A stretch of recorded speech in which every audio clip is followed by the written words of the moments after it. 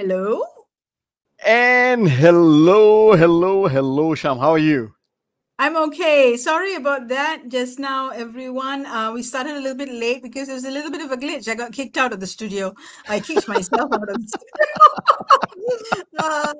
Yeah. One of those things. I don't want to be here. Maybe not. But yeah. My very nimble fingers kicked me out of the studio, and I got to get back in and sort out everything. So sorry about that. Sorry for the delay. And let's get started. So Sure. we at the last week of August. Yeah.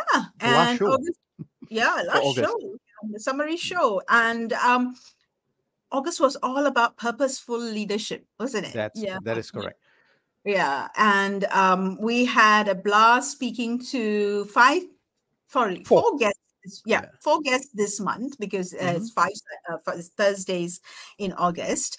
So you want to tell a little bit about what you wanted to share a little bit about what each guest shared, and then we'll roll into it. Yeah. Thank you very much. So I guess with the background of yours, you're in Singapore too. All right. I had the schooling last week. Remember, you said, see this background, that's Malaysia. See this background, this is Singapore. Right. Thank you very much for that. All right. So for all our fans out there who are logged in for our show and whoever is curious, welcome to Leadership in Flow Asia. What is this show about? This is a weekly show where we have conversations with leaders and get their insights about personal growth, leadership growth, and business growth. And like what Sham was saying, the month of August, the theme was Purposeful Leadership. And we had 4 different leaders who came on board. The first one we had was Logen, right? Yep. Logen came on board, and it was very interesting because he talked about how math is a gift, right? Math is a gift, and he talked about connecting the dots to solve people's problems, right? So he studied as an actuary, and he loves giving tuition, plus through his work, right? Through actuarial science, working in the insurance industry, how he helps people. So that was very interesting, And then we had John Sweeney, correct, right?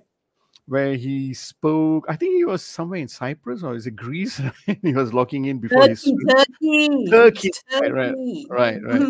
And he talked about environment, and he's focused a lot about the importance of, in today's climate, how organizations should be moving into a learning organization, right? He spoke about that, plus ESG, environment areas. Yeah, you wanted to say something, Shah?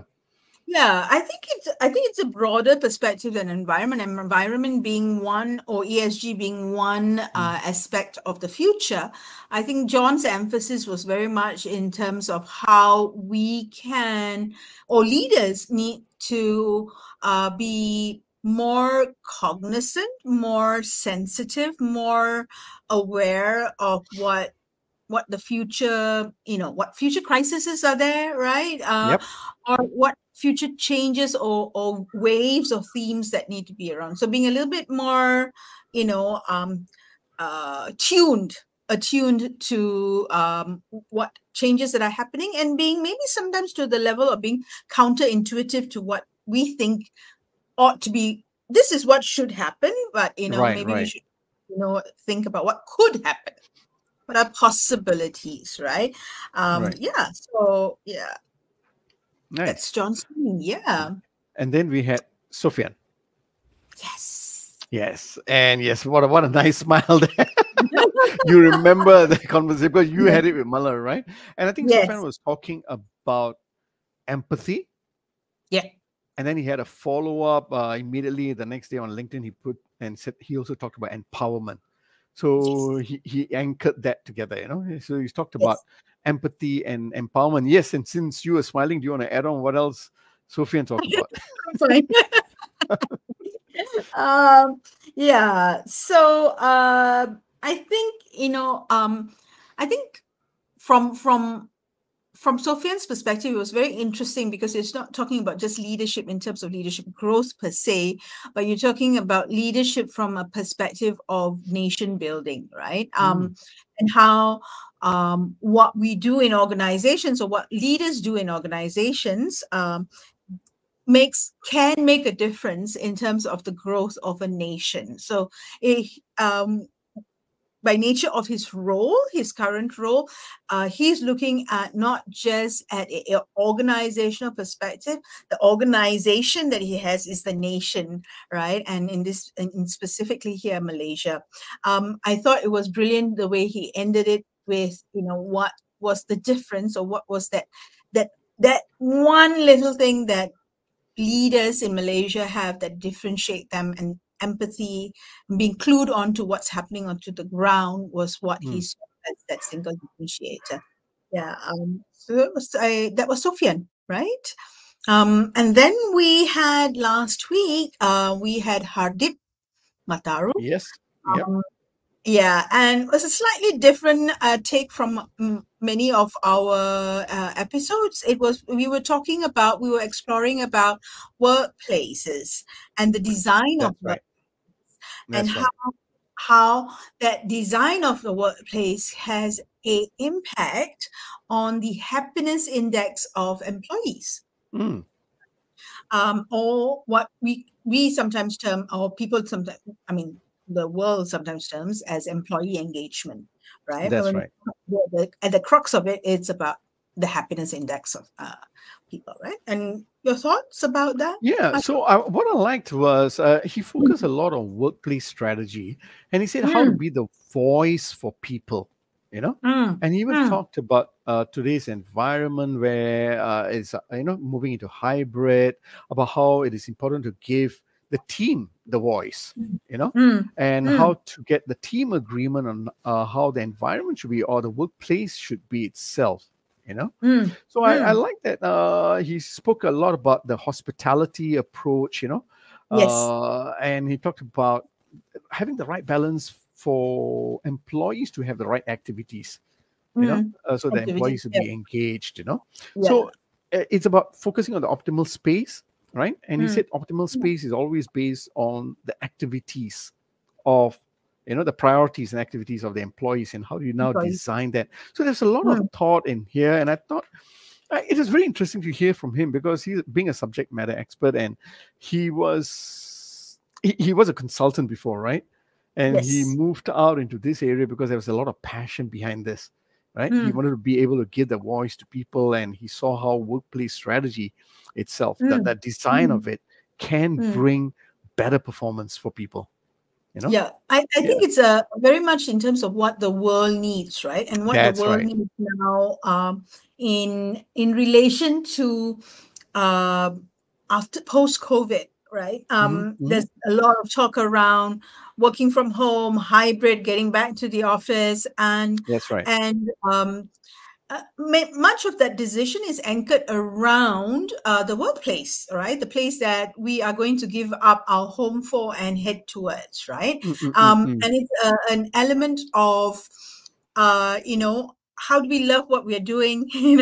Are we proud about getting into that space? Are we, how welcome do we feel in it? Because in a way, that space is a replacement to the space that we live in, right? That's right. That's right. Yeah, that was very interesting in concept or insight in terms of how people look at spaces, right? Not just the spaces we live in, but the spaces we work in as well. Apologies to everyone who's logged in. My 2 dogs are just coughing away or barking, I call them, If you do hear them, my apologies, Can't hear, not on my side. Okay, that's good. That's good. That's good. Well, not on my side anyway. Yeah, they're trying to be polite to me. They're not barking loud. They're just like pretending to cough. Anyway, one thing I've realized, Sham, in our show, right? All the leaders that we have been interviewing for the last year, a year and a half, actually, we are seeing a common trait among them, right? And last year, I think Malhar and yourself said, hey, you know what? We're noticing that they are quiet leaders. They're introspective, in many ways, And I'm also seeing that there's another, pretty much similar to quiet leaders. What I'm also noticing is there is deeper level of self-awareness among these leaders, They tend to look deeper, introspect, understand themselves better, the environment, and they have a lot of clarity about their values, their purpose in that sense, and it keeps coming out, it keeps coming out, and they are producing very impactful results, And today's show, what we'd like to talk about is probably some models, one particular model, a framework that maybe anyone who's logging in could probably use that to emulate the leaders who come on our show. Right? As usual, our summary show always, well, not always, we usually anchor it to a model, because I think you like models, I like models, we like frameworks. It's easier to easier to have a fun conversation around it, Right. Yeah. Okay. Are we ready? Let's roll that, because I think what we did was sometime, you can pull up the slides.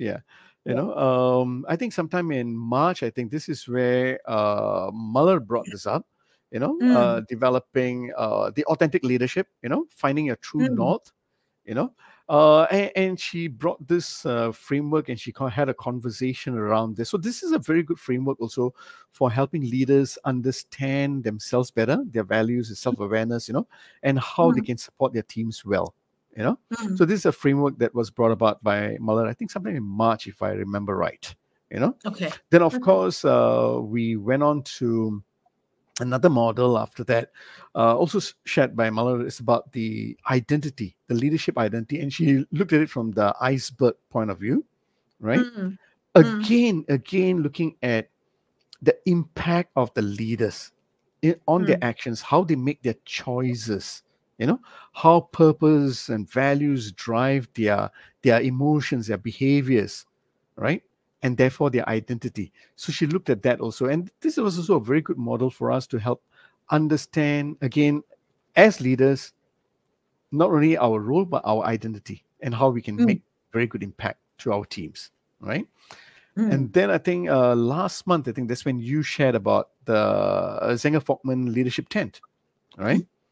Yep. Right. And here you focused about the skills area, and you talked about, yes, you need to focus on the strengths. You need to understand your strengths, build on your strengths, but also be aware about any of the gaps that you may have that may cause issues, right? And we talked about how to focus on this area to drive performance and build our leadership skills around this. Again, a very good framework, for leaders to be aware about themselves. Sorry, you said? No, I'm just going to say that the framework, the leadership 10 framework, is predicated around the central pole, and of all the 5, the non-negotiable pole, right? The pole of character. The key thing there is to find that fit of character to the organization, to the role, and be non-negotiable about that if the fit is incongruent. That's right. Whether in bringing the leadership talent in, or with the current leadership talent, and then having to make some decisions if that character isn't what it should be, right? Or that pole isn't what it should be. I thought that was interesting. That is true. I don't think you see, I don't think you see that come out so strongly in many concepts or frameworks or models, of leadership. Okay. And for this month, you've got an interesting model. I've got an we talked about this and said we kind of saw the links with our leaders for this month, and we said we wanted to talk about Ikigai. I'm sure many of us may have heard about Ikigai, read about it, watched it on TED Talks, And again, just to go a little bit, it's a Japanese word, right? And from what I understand from my readings, right? Not that I've studied Japanese language in that sense, right? Ikigai can be broken up into Iki meaning life and Gai meaning value, right? Life value in that sense. And in some of the literature that I'm reading, some people have also interpreted it as the reason to live. Right? Reason to live, to exist, or some people even have replaced it with living a purposeful life. I think it can be used in that way. So let's get a little bit deeper into Ikigai. So Ikigai is obviously a Japanese word, as Ashok said. However, the concept that we're going to talk about, or the model that we're going to use, is obviously from that that very famous book called Ikigai, right? That was written by two non-Japanese authors, and out of that book came a model on Ikigai that conceptualized the ideas around that was written in that book. So the model that we are sharing is, as we discussed, Ashok, is not a Japanese model, right? As a result of that. So I think we need to make our listeners and our guests be aware of that. So let's take a look at it. Okay, tell me more. What tell you more? All right. So if you look at the model, a couple of things came out from that model, right? So maths is one of those things that I enjoyed doing when I was studying. Not at the level of Logen, obviously. Really? You enjoyed maths? Yeah, I enjoyed maths. And one of the things I enjoyed was subsets and stuff like that, right? Venn diagrams and things. Okay. Yeah. All right. Yeah, I come from one line, my father. All right, was a maths teacher. All right, so you've got this oval. So you've got one side, one circle being what you love, and the other circle being what you're good at. And the overlap of that two areas is where you is considered passion. That's your passion space, right? Okay. You love what you do and you're good at it. It's possibly that's where things that you're passionate about comes out. Now, the space where what you're good at and what you're getting paid for overlaps, that could be a possible profession for you to go into, because it monetizes the skill that you have, right? Whatever it is that you are really, really good at. And John's work is a little bit like that, right? He's really good at thinking about the future, and he's created a career around it, a profession around it. Now, then you have what you love and what the world needs. And when you have that and you're in that space, you're on a mission. So if you think about the religious orders, right? The priests regardless of what religion it is, right? You think of doctors across borders, right? You think of the NGOs that are passionate about what they are out there for, right? That's mission work. Social workers, that's mission work, right? What the world needs and what you love coincide. And you get to do that, right? And then when what the world needs plus what you're paid for coincides, it's a vocation. So doctors, okay, the medical field, the teaching field, I would say, it's a vocation, right? Nursing is a vocation, I think. It can be also a mission. depends on that. So I thought that was a nice way of thinking about things, especially if, sometimes people, when you have very idealistic or idealistic or young team members who say, I want to go and do something that is of, that's I'm passionate about. I think a good question to ask them is that, are you good at it? You may love it, but are you really good at it? To kind of consider whether that's a passion or not, right? And what you love, you may not be so good at, and therefore you may not be able to get paid for it, right?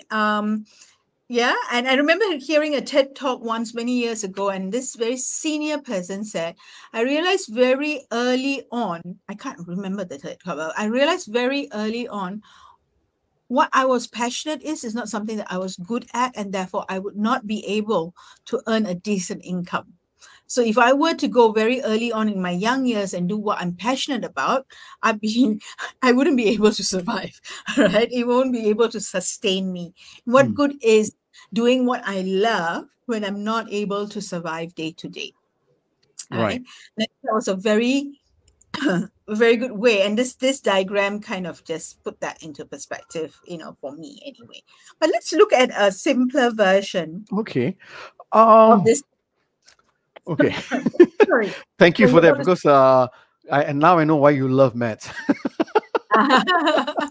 Okay, so my experience with Ikigai, right? Yeah. I think 5 or 6 years back, was with this simpler diagram. Right? Okay. And I could, for me, how it helped was, okay, so a friend of mine once, about 6 years back, he said, hey, come, let's have lunch together. And this is around my birthday period in the early part of the year. Then he said, have you heard of Ikigai? Then I said, no, I don't think I have, So he took out a piece of paper, took out his pen. He said, okay, this is what it is. So he took his phone and he asked me a couple of questions around there, right? And if you notice, the numbering is at 12 o'clock, you have 1. Then at 9, you have 2. Then you have at 3 o'clock, you got 3. And then at 6, at 4, right? So he actually brought me in that area.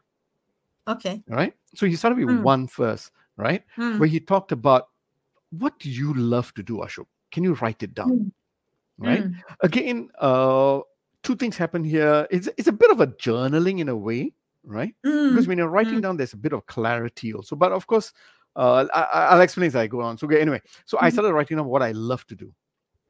Right? I just started writing down a lot of things I love to do. There was about, you know how I love movies, watching movies, reading books, doing operational stuff and all that. So I just started writing it all down.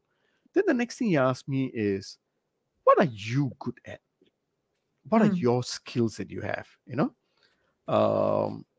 and I had to think about that. And then he prompted me and said, what do others say your skills are? So they kind of like help me understand that, So I started writing it down again, So what are the areas of my strengths?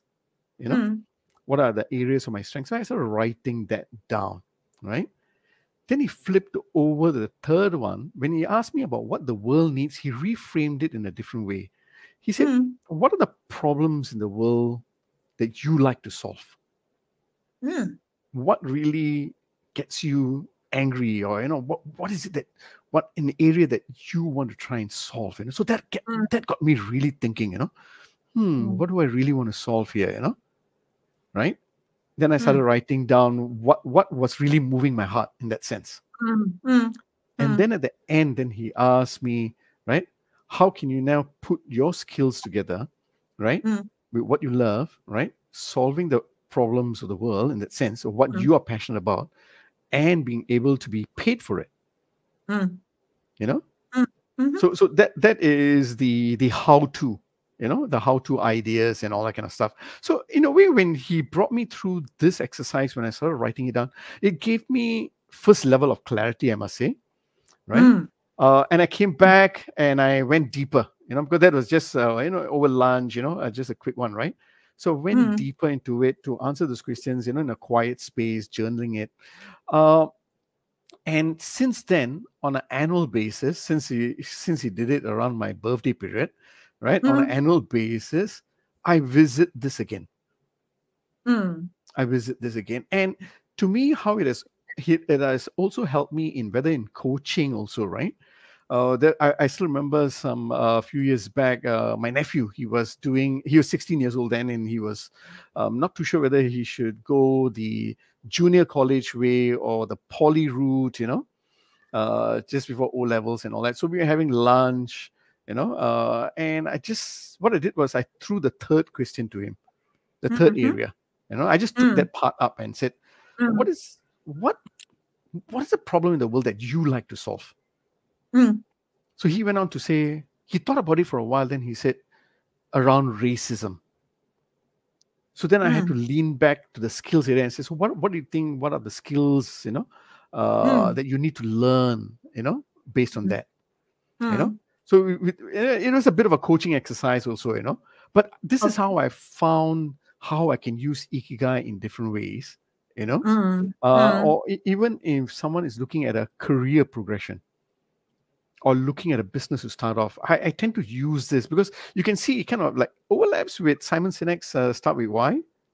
Yep. Right? Having the clarity of your why in that sense, right? Yeah. So I like this model because it gives me the clarity of what is the problem you want to solve, where's the energy that you want to focus on. I had to tell them to keep quiet. So anyway, leave them alone. We can't hear them. I'll leave them. Okay. Sure. So it gives me the clarity, right, of understanding what your strengths are, what you enjoy doing, and how to marry all of that together. Okay. And what I've realized is, in the last few years, reading more about it and doing this on an annual basis, right?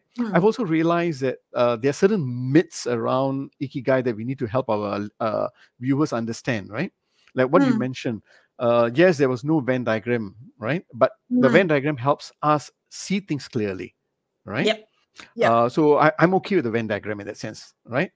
And Ikigai is not set in stone. What I mean by that is, it doesn't mean that you need all 4 areas, because you could be happy in your current work, but you may want to look at how to build maybe your deeper skills. Like if I go back to the leadership tent, right?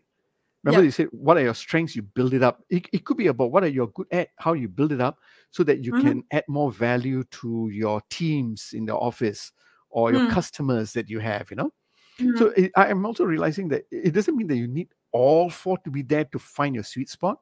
It can be 3. It can be 2. So it's a way of reflecting on each areas and how to build it, you see?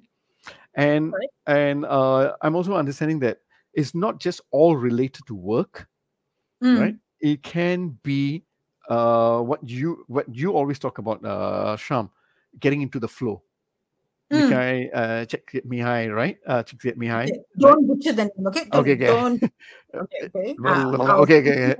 Let's go with the flow. Just with the flow. I was all right. Okay. Yeah. So it is. You're right. It is in that space of flow, right? Yes. It brings into that. Brings into consideration flow, and we all have that moment of flow, right? And as you said, Mihai Csikszentmihalyi brought that concept of flow into our world, right? When he said that flow is that state in which people are so involved in an activity that nothing seems to matter. Okay, that's right. That's right. The experience in itself is so enjoyable that people will do it, even at a great cost, for the sheer sake of doing it. Now, obviously, that is an ideal space definition of flow. But how does then flow translate to for us in the workspace, right? So here we are in Leadership in Flow Asia, and we're talking about that personal growth, we're talking about the leadership growth, and we're talking about business results, right? So if you were to decode flow, or give a kind of what do you call this? Not quotation, what is it? Formula to flow, right? I would say that flow has 5 Fs. 5 Fs. Ah. Huh. I knew that. Okay. See, I took out my pen already. 5 F. Okay. Yeah. Not the Fs you think for, okay? So what are the 5 Fs, right? The 5 Fs is number 1, 4%. So what's 4%? 4%. So let's look at what curious. Yeah. So what are you good at, right? So one of the elements or ingredients of flow is that you're doing something that you're good at, but it is a 4% stretch. That means there is some amount of challenge or difficulty about it, right? But it's not so difficult. It is not beyond your capabilities, right? Okay. And so what is that? Just that right spot is that 4% stretch of what you're good at, right? So when you have, what I'm hearing is, what you're saying is, what you're good at, know that, and then stretch it. Yes. So, your muscle, what muscle is it that you're good at? Nice. You know you can do it, right? You have it in you, right? You know how to solve issues in that space. But what am I doing? I'm looking for a little bit more of a challenge. So there needs to be that stretch, that challenge. But yeah, so what's that stretch? It's 4%. Anything more than that is a little, you're going into that stress zone. Yeah, you don't want the stress zone. You want the stretch. You're feeling good. You say, okay, I can do this. It is going to be a bit of a stretch, but I think I can hack it. I think I know enough about how to think about hacking it, right? It's that program that you go for, Ashok, that you know the stuff, but there's something challenging about it. It's either challenging because, it's very intelligent, smart participants, okay, or it's an industry that you haven't dealt with. It's a level of leadership that you have not worked with, yet. Right. So it's that space that you're using your current skills, but you're stretching it a little bit, right? Okay. So just hang in there. I love this because what you're telling the leaders, right, is if I'm looking at this Ikigai, right, know what you're good at, what your strengths are, right? Be very clear about it. Write it down. And I think one way is also to ask people, what are my strengths, and the other way is maybe ask yourself, what are people constantly coming to you for? So that way will tell you also, hey, these are my strengths, is it? Right? Yeah. And what you're saying is once you are able to identify, right, those strengths, and I mean, if you want to get a bit more technical about it, you can also put it into hard skills and human skills if you want to, right? Yep. And what I'm hearing is from there, how do you now stretch it? How do you now stretch that skill to be even better, right? To be better at it, Nice. Right? I like that. So so that's the 1F, right? So you're stretching your skill. So how do you know you're in flow? Flow is that moment where you're stretching your skills by about 4%. The other F is you forget. You forget passage of time. You're so immersed in it, you don't realize that you've been doing this for 2 hours, right? You're kind of doing it and you come out and say, what? Huh? I thought it was just like, 10 minutes or half an hour, but you look at the clock and 2 hours gone by, right? So you forget the passage of time because you're immersed. The passage of time. Okay, I like that. Forget the passage of time. Okay, just I'm very excited. Thank you. You know why? Because when it comes to Ikigai again, right? Number one, what you love, right? This is also a question that I tend to ask people, right? I tend to ask questions like, okay, tell me about your best day, Okay. Why were you really enjoying your best day? What does your best day look like? And I push them to say, don't only think about it from a professional setting. What about a personal setting? What gave you a smile on your face? Or sometimes I nudge them to ask them, what activities were you involved in that you forgot everything else? You forgot time. So that's why I could relate to this. Forget the passage of time. Or what hobbies made you come alive? Or what tasks do you do even at your work, right? That you really enjoy. It can be routine, but you really enjoy it. So I tend to ask these kind of questions, right? to help people think through about what they love, because sometimes they get stuck, right? Yep. So Yep. this is what you mean by forget the passage of time. So I married this together. Thank you very much. So now I know how to ask more questions, better questions. Good. And if you think about if you go back to the 4% stretch, right? You're looking at what you're good at. You could ask yourself, what is it that the world needs? And what is it that I'm good at already that can, that needs a stretch of 4% for us to answer that question, or, maybe not answer the question, but help with what the world needs, right? So what are potential problems that we're going to face as an organization, because that's where the world is going, and can that stretch what I'm good at by 4%, right? And get into spaces like that, right? As an individual, and perhaps even as a team, how can we stretch the team for 4%, right? So what do we have? We have 4%. We have the second F, time. The third F is that the feedback loop is short. So feedback loop is short, right? So I'm getting feedback. So either I'm getting task, I'm doing something, it's not working, I modify, right? Or I'm getting feedback from someone or something that's telling me something's working, carry on, something is not working, modify. Nice. So I'm getting that feedback, immediate feedback, short feedback loop, and I can make changes if I need to make sure that I'm working it right. Or if I'm working it right, I'm getting the feedback that it's going in the right direction, right? So that's very important. So I know where I stand. It's an element of that, right? Whether in that the thing that you're doing gives you feedback, someone gives you feedback, or the process in which you're doing, you're getting some feedback in some way or fashion. Nice. And feedback is positive or otherwise, right? Right. So that's number 3. Okay. So again, I see the link. Thank you. I just love this.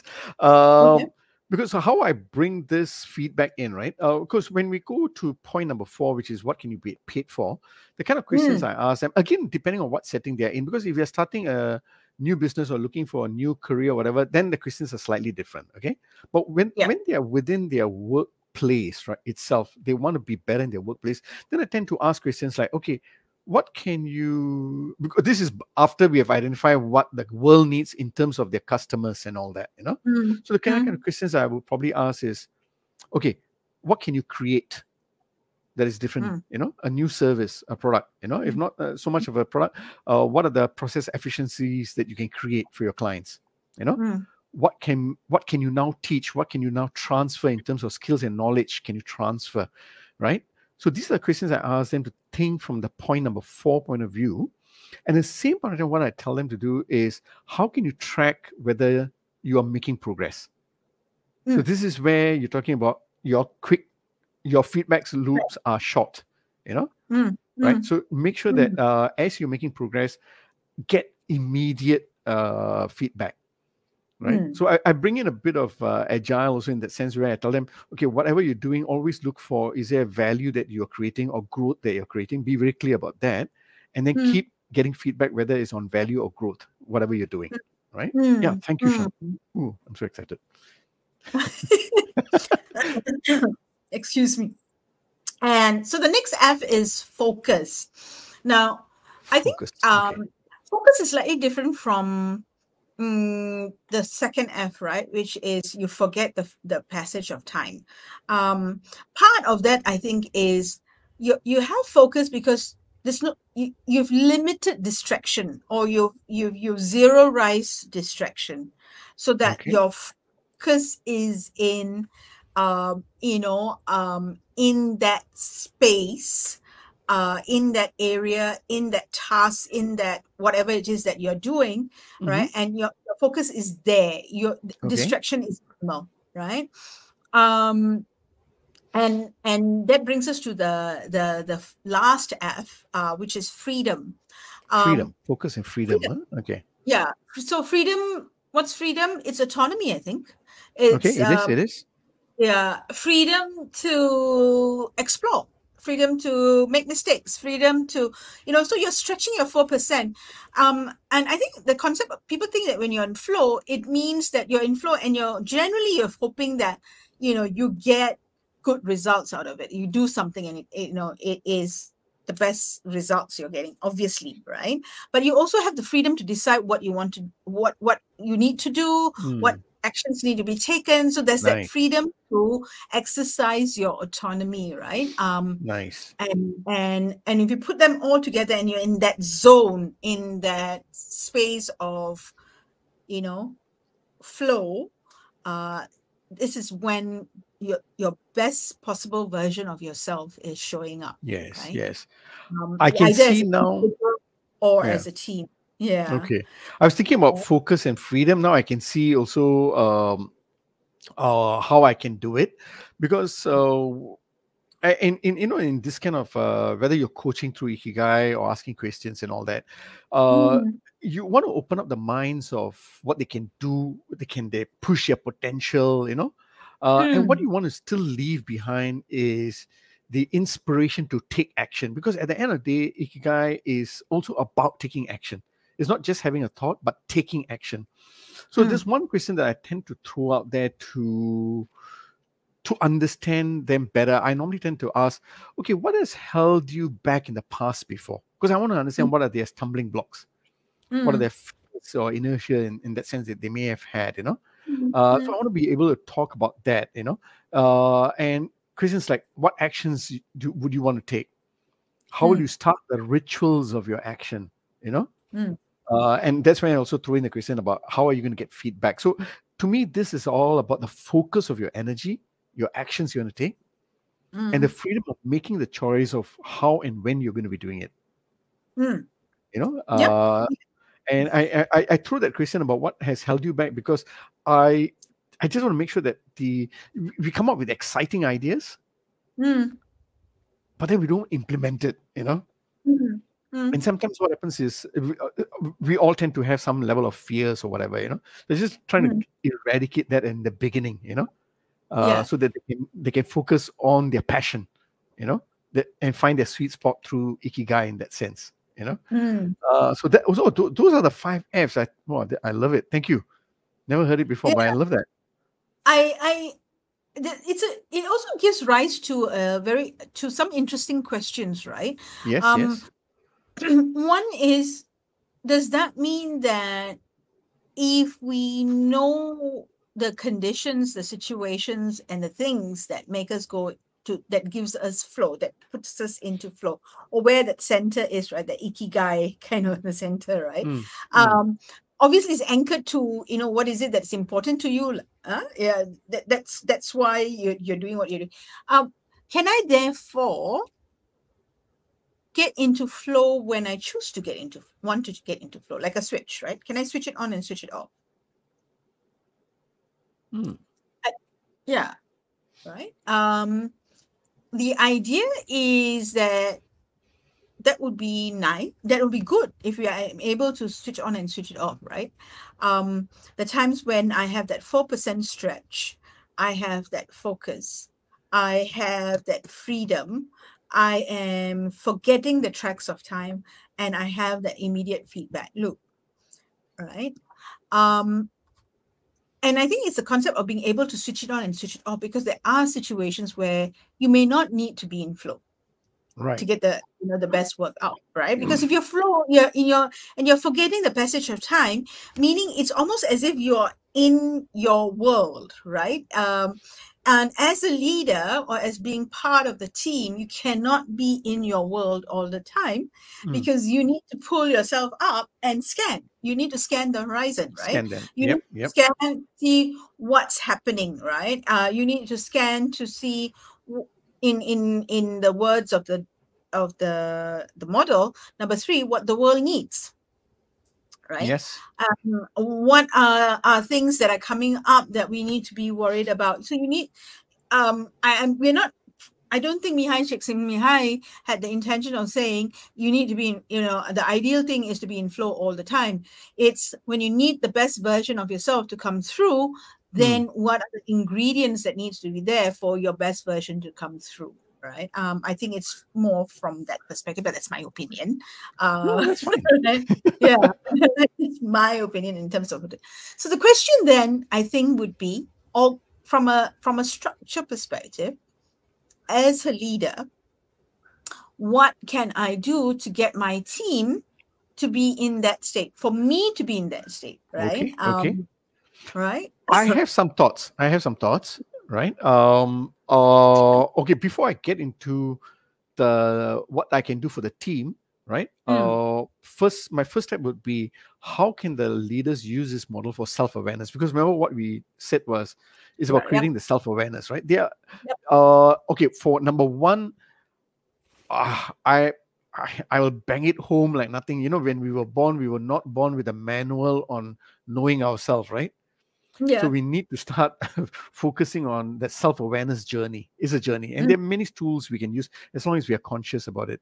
So to me, number one is, for leaders, they can use this tool to reflect on their strengths, to reflect their strengths. And like what you mentioned, if you're aware about what your strengths are, then you can start stretching it, But this is a great way to reflect on what you really enjoy, what makes you come alive.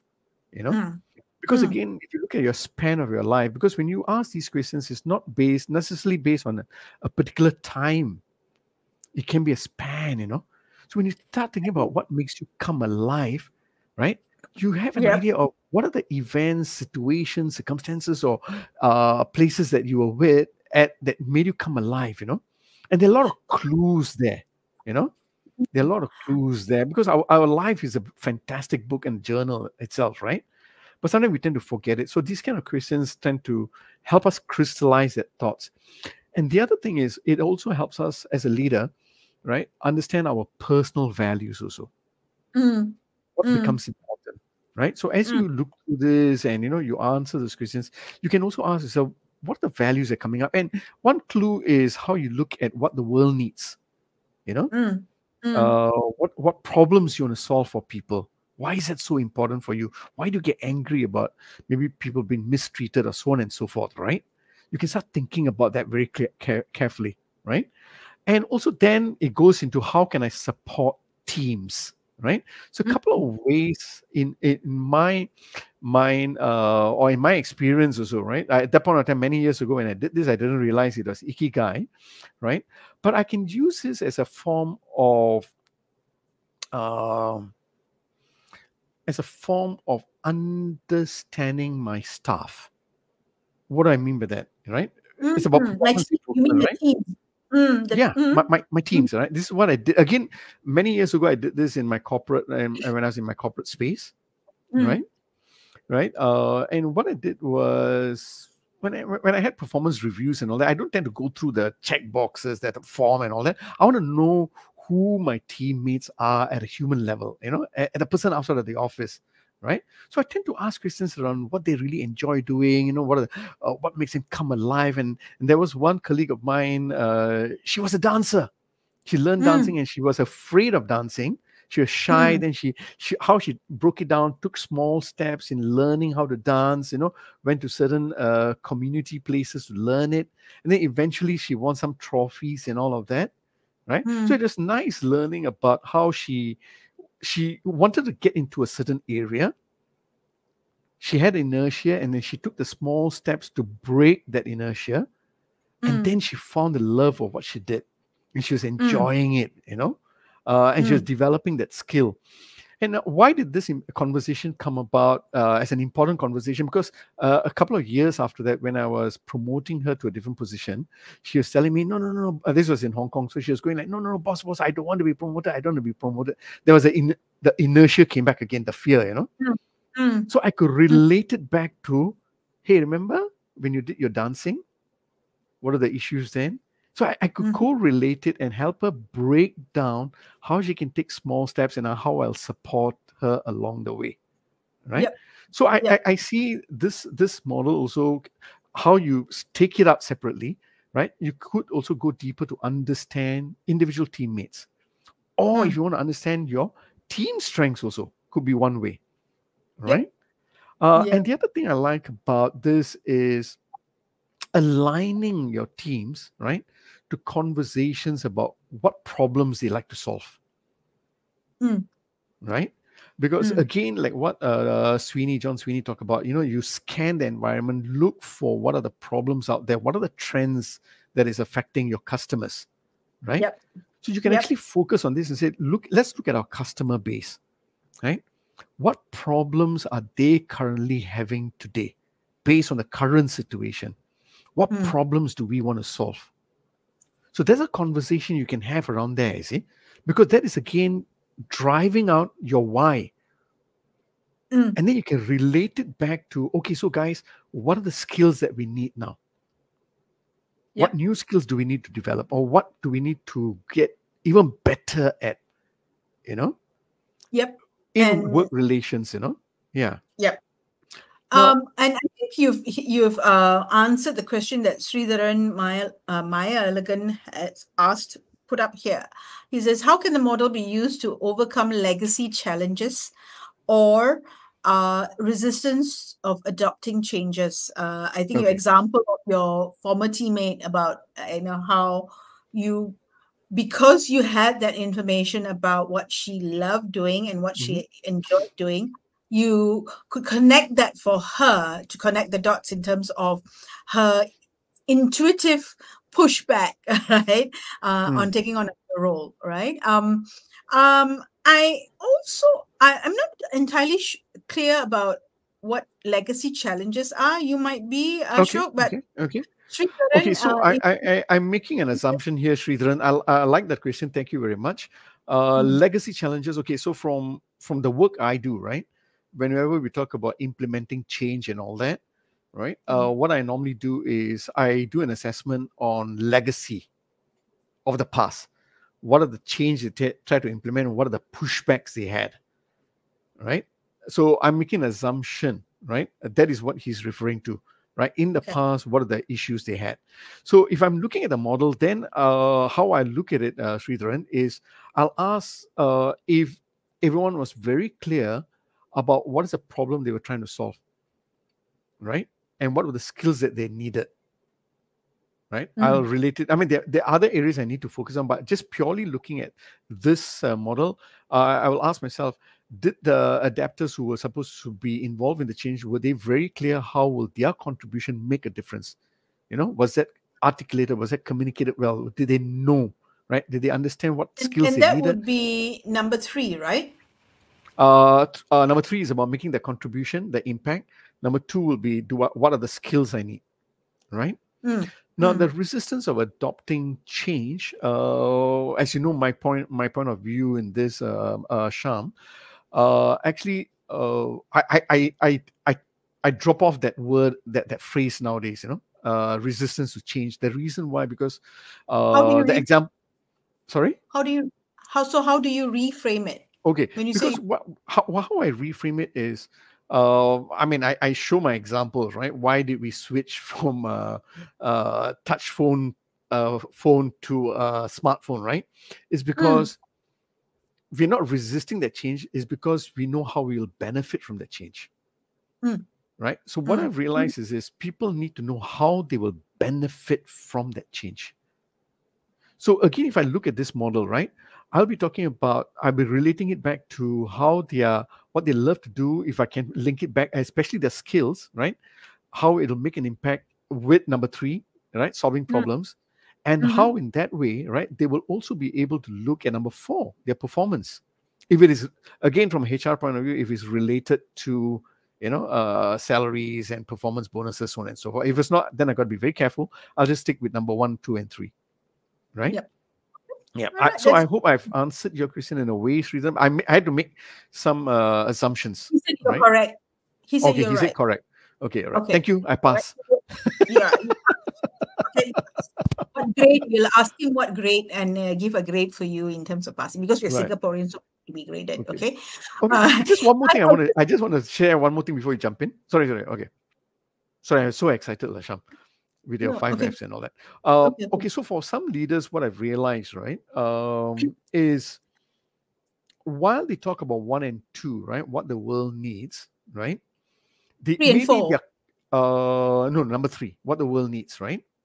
Yeah, not 1 and Okay. 2, right? It's number Right. 3. No, I'm trying to relate all 3. Yeah. So they may have had Okay. a conversation, then they realize, okay, what the world needs, maybe in their office space, in their office, the kind of work that the organization does, they may not be able to focus their energy on number 3 for whatever reason, right? So this is where then they can look at voluntary work in community as a way to build your number 2, which is your skills and what you love to do, because that also is part of leadership development. So what I'm trying to say is, even when you have a conversation with your team and all that, yes, if you can link it back to your existing work, fantastic. But if you want to develop them as an individual, as a person, or as a team, it can be about how they serve in a different environment where you still build leadership skills. Because volunteering is not just about appearing and cutting carrots and doing things. There's a lot of developmental work also you do in how you hold conversations with different people and all of that. Right? It can be related. It can be related. I Sorry, think you were it saying needs to, something. yeah, in something like that, I think it needs to be done more purposefully, as opposed to how it's done right now as part of a CSR check tick box kind of a thing, right? Absolutely. Yeah, we have 3 minutes, so I wanted to take another angle, a more long-term angle to Okay. this diagram. You know how we know it's because of medical advances, people, the human race, we are as a group, we're going to be living longer, Yes. right? And our newer generations are going to be living longer, and reports after reports have come out, and therefore, what's going to happen is that there is going to be an evolving of career paths that we are going to take, right? And it may go into different career paths because it's what the world needs, right? Certain skills will become redundant, or we may look at the things that we love may change because we are in a different phase of our life, and therefore we may need to be good at become good at different things, right? Yes. So I think that trajectory of 1 or 2 careers is going to be evolving, or already has started evolving, because what the world needs may be different. What Yes, we need, absolutely. what we love changes depending on where It we will. are, It will. right?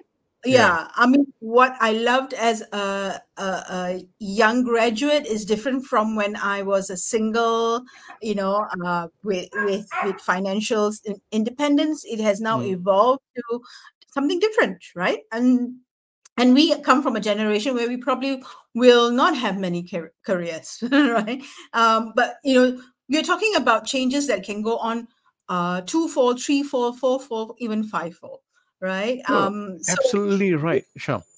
Fantastic. Mm, You brought that up because again, that's where early on when we're talking about some of the myths, right, of the Ikigai, right? This is not a 5-year career plan, yeah, The yeah. Ikigai is a continuous spectrum, is a continuous momentum about how you're evolving and improving. And absolutely, like what you said, what you love could evolve, could differ. Yep. What you're passionate about solving the world's problem could also change. And there's nothing wrong with that. And I think you can use this as a guide to continuously keep asking yourself, Yeah. what is the value that you want to deliver to the world? And as an organization, to also continue evolving to see what the world needs. And it may, That's right. like you said, be start the start point could be what our customers need, what our clients need, right? That And is a starting point. yeah, that's the starting point. Yeah. And then looking at it at a more broader Yeah. level. And since you Right. brought it up, and since I love movies, right? Just the last one on Netflix, it just came out. How to Live to 100, the Blue Zone, or Yes, something like that. Yes, okay. yes. And if you watch that, yeah, if you watch it, they start with Okinawa first, and then they talk about all the other countries, Greece and Yep. Italy. And again, if you look at Ikigai, it's not just work purpose; it can also be as a whole person, because Yes. they also talk about diet, they talk about exercise, and then about community. Yep. Right, and how you bring the flow in all of these areas. Yeah, because well-being is not just one Work. thing. Yeah. It is many things. It's the That's right. physical, it's the financial, it's the spiritual, it's the health, obviously, and the mental, right? Yes. So it's all those elements together, because this model can only work if every part is working well. Absolutely. Yeah. And so that brings us to 701. Wow. Yep. And Thank I you thought for the we were 5 Fs. I love it. And it You're is welcome. all just co-related to Ikigai and all that. Again, thank you, Sridharan, for your question, right? Yep. And the correct marks. And, and the correct one. And thank you everyone for joining us today for our August summary. We come back next week Next week for September. Not telling you Yeah. what the theme is, because Log in and find out. Yeah, we need to log in and find out, right? And you're most welcome, Sridharan. Thank you. It was wonderful having us, and that was a good question that you asked. Yeah. Very, very useful for us to anchor And our Sridharan, we'll see you next week too. So, any last words, Ashok, before we go? No. I love this. I love the month of August, which is about purposeful leadership. We had great leaders who shared with us all their ideas. And it was nice talking about Ikigai as a framework to help us find our purpose, our values, and the focus of our actions. So thank you very much for that. Yeah. And on the note of purposeful leadership, if you are Singaporean, remember, do your duty tomorrow and vote, because we are selecting our leader of the country. Right. My third for the presidential election. So, good evening, everyone. Have a wonderful evening, family, or enjoy yourself. We'll see you back here next week. All right. Have fun, guys. Bye-bye. Bye.